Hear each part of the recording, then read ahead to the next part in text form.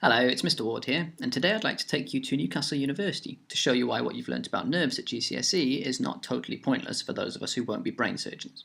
Here they're doing some really interesting research into the nervous system that can be developed into technology for driverless vehicles and devices to help the visually impaired.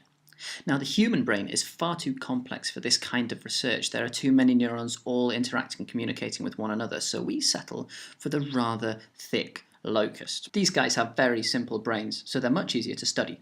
But nobody becomes an expert overnight, so I've come to an undergraduate doing her degree to find out how to get there. My name's Amy, I'm a zoology student. Now let's just pause there. I did zoology, and I can tell you there's disappointingly little about how to run a zoo. But let's get back to the locusts. Basically, we're testing how temperature affects insect behaviour, in particular with jumpiness.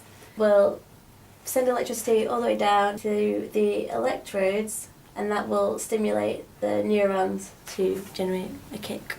Another quick pause. Yes, that's a locust leg. No, it's not attached to a locust. But yes, the little guy's absolutely fine. Locusts deal with this kind of thing much better than we do. We record it at 20 degrees, 25, 30, 35, and we're seeing how the kick is increased or decreased in size. Things have an optimal range that they're meant to be in. For a locust, they live about 30 to 35 degrees, so that's when you'd expect them to have the optimum size of their kick. If you've done the enzymes topic, you might have spotted the link by now. Amy then hooks the locust leg up to an electronic Newton meter and uses it to measure the force produced as it kicks in different temperatures. So this is foundational nerve locust stuff. What about the new technologies? Enter doctors Peter Simmons and Claire Rind. I'm a zoologist, but I'm also interested in how nervous systems work. I'm a neurobiologist. I look at locust visual systems and apply the knowledge I have from them into solving problems for humans. Now you know that the motor neuron carries electrical impulses from the brain to the effector, in this case the wing muscles of the locust, and Dr. Simmons has developed a way to eavesdrop on those electrical impulses. He's placed a tiny recording wire, essentially an acupuncture needle, just beneath the exoskeleton of the locust, perfectly lined up with the motor neuron. Now, watch what happens when he provides the locust with a stimulus. Did you hear the speaker? Listen again. You are hearing the electrical impulses in the motor neuron being picked up by the sensor, and you can see them too on the oscilloscope.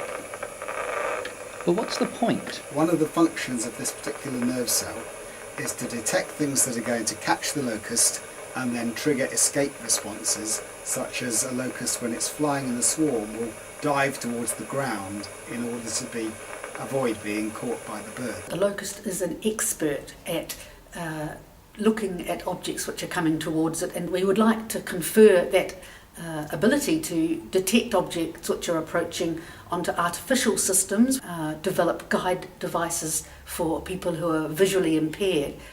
So, having identified this specific motor neuron, we can mimic its structure to produce new technology.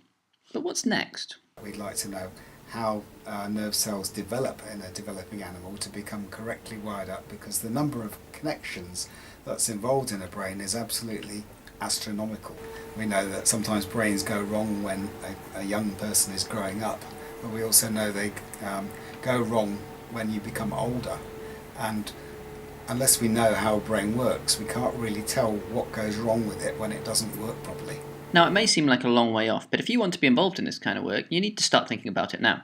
So, what should you do? We do like students to have very good science A-level subjects. Apply to university to do biology or zoology or biomedical science degrees. And from there you can specialise in the kind of things you've seen today, and then the world's your oyster, or your locust, or whatever. Anyway, I've been Mr. Ward, and I'll see you next time.